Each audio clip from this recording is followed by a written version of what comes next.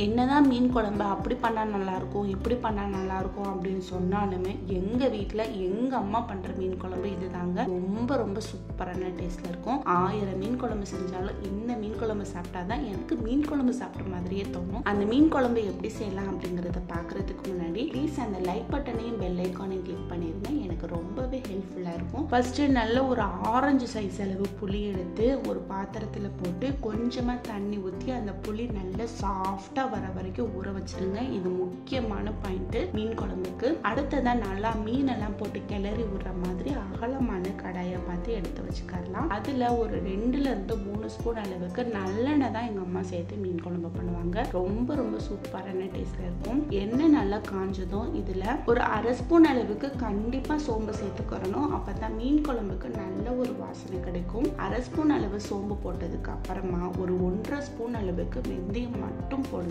வேற கடுகு உளுந்து எதுவுமே சேர்த்துக்கிற வேண்டாம். வெந்தயம் போட்டு அடுப்பை நல்ல மீடியம் ஃப்ளேம்ல வச்சு இதை நல்லா செவக்க வறுத்து விட்டுக்கலாம். வெந்தயம் நல்லா செவந்து வந்த பிறகு இதுல பெரிய சைஸ் அளவு வெங்காயத்தை எடுத்து நல்லா பொடிசா கட் பண்ணி வச்சிருக்கேன். அதை இதுல சேர்த்துக்கலாம். அடுத்ததா அது கூடவே ஒரு 5 to 6 போல மிளகாய் எடுத்து கட் பண்ணி வச்சிருக்கேன். அதை இதுல போட்டு நல்லா அடுப்பை மீடியம் ஃப்ளேம்ல வச்சு வெங்காயத்தோட பச்சை வாசனை எல்லாம் போயிட்டு லைட்டா அதோட கலர் மாற வரைக்குமே நல்லா வதக்கி விட்டுக்கலாம். பாருங்க, இது எல்லாமே சேர்ந்து நல்லா வதங்கி வந்துருச்சு. இந்த டைம்ல இதுல ஒரு கொத்தளவு கிட்ட கருவேப்பிலையுமே போட்டு அதையுமே சேர்த்து நல்லா வதக்கி விட்டுக்கலாம். இது எல்லாமே சேர்ந்து நல்லா பொரிஞ்சு வந்த பிறகு இதுல ஒரு 2 கிட்ட மீடியம் சைஸ் அளவு நல்லா தக்காளி பழமா எடுத்து வச்சிருக்கேன். அதை இதுல கட் பண்ணி சேர்த்துக்கலாம். அடுத்ததா தக்காளி நல்லா வதங்குறதுக்காண்டி இதுக்கு தேவையான அளவு உப்பும் போட்டு அது கூட சேர்த்து வதக்கி விட்டுக்கலாம். பாருங்க, சூப்பரா இது நல்லா வதங்கி வந்துருச்சு. இந்த அளவுக்கு இது நல்லா வதங்கி வந்த பிறகு ஓரளவு ஈக்குவல் பண்ணி விட்டுட்டு ஒரு 5 நிமிஷத்துக்கிட்ட மட்டும் மூடி வச்சிடலாம். நம்ம போட்ட தக்காளி இருந்த இடமே தெரியாம நல்லா வதங்கி வரட்டும். ஒரு 5 நிமிஷத்துக்கு அப்புறம் ஓபன் பண்ணி பாத்தீங்கன்னா நான் சொன்ன மாதிரி தக்காளி நல்லா சாஃப்டா வதங்கி வந்திருக்கும். இந்த டைம்ல இதுக்கு தேவையான மசாலா சேர்த்துக்கலாம். ஒரு 2 ஸ்பூன் அளவுக்கு மிளகாய் தூள், அடுத்ததா ஒரு 2 ஸ்பூன் அளவுக்கு குழம்பு மல்லித்தூள். இதுதான் இதுக்கு தேவையான மசாலா. இது எல்லாத்தையும் போட்டு அது கூட சேர்த்து நல்லா மிக்ஸ் பண்ணி விட்டுக்கலாம். மிக்ஸ் பண்ணி விடும் போதே மசாலா தீஞ்சு போயிடாம இருக்கிறதுக்காண்டி கொஞ்சம் கொஞ்சமா தண்ணி சேர்த்து இதை நல்லா மிக்ஸ் பண்ணி விட்டுக்கலாம். ஒரு கிளாஸ் அளவுக்கு எக்ஸ்ட்ராவே தண்ணி ஊற்றி நல்ல ஒரு கிரேவி பதத்துக்கு மிக்ஸ் பண்ணி விட்ட பிறகு இதை மூடி வச்சிடலாம். இதுல இருந்து எண்ணெய் நல்லா பிரிஞ்சு வரட்டும்.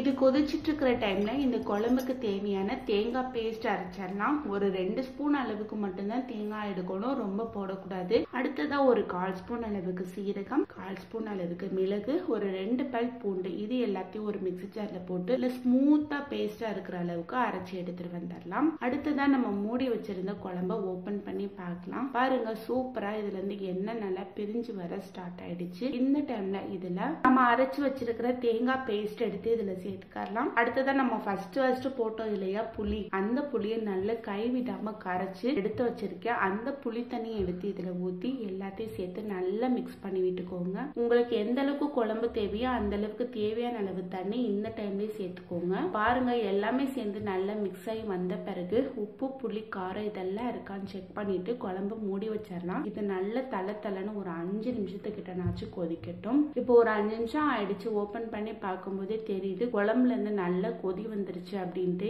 இந்த அளவுக்கு கொதி எழும்பி வந்த பிறகு நான் இன்னைக்கு ஒரு 1/2 கிலோ அளவுக்கு மீன் எடுத்து கட் பண்ணி வச்சிருக்கேன். அந்த மீனை இதுல எடுத்து போட்டுக்கலாம். மீன் போட்ட பிறகு கரண்டியை வச்சு எதுவுமே கிளறி விடக்கூடாது, அப்படியே மூடி வச்சிடணும். ரொம்ப நேரம் மூடி வைக்க கூடாது, குழம்போட வாசனையும் கெட்டு போயிடும். ஒரு 5 நிமிஷத்துக்கிட்ட மட்டும் மூடி வச்சு கொதிக்க வைங்க, போதுமான அளவுல இருக்கும். ஒரு 5 நிமிஷத்துக்கு அப்புறம் ஓபன் பண்ணி பாத்தீங்கன்னா சூப்பரா குழம்புல இருந்து நல்ல கொதி எழும்பி வந்துருச்சு. இந்த அளவுக்கு கொதி எழும்பி வந்த பிறகு குழம்பு இறக்கி அப்படியே ஓரமா ஒரு 1 மணி நேரத்துக்கு ஒதுக்கி வச்சிருங்க. யாரும் டச் பண்ணாதீங்க. 1 மணி நேரத்துக்கு அப்புறம் ஓபன் பண்ணி பார்த்து அதை சர்வ் பண்ணி சாப்பிட்டீங்கன்னா எப்பா டேஸ்ட்ல அப்படியே வாங்கிடுவீங்க. செம்ம டேஸ்டா இருக்கும். கண்டிப்பா இந்த மாதிரி ஒரு தடவை மீன் குழம்பு செஞ்சு ட்ரை பண்ணி பாருங்க. ட்ரை பண்ணி பார்த்துட்டு எப்படி இருந்தது அப்படிங்கறத கமெண்ட் பாக்ஸ்ல கமெண்ட் பண்ணுங்க.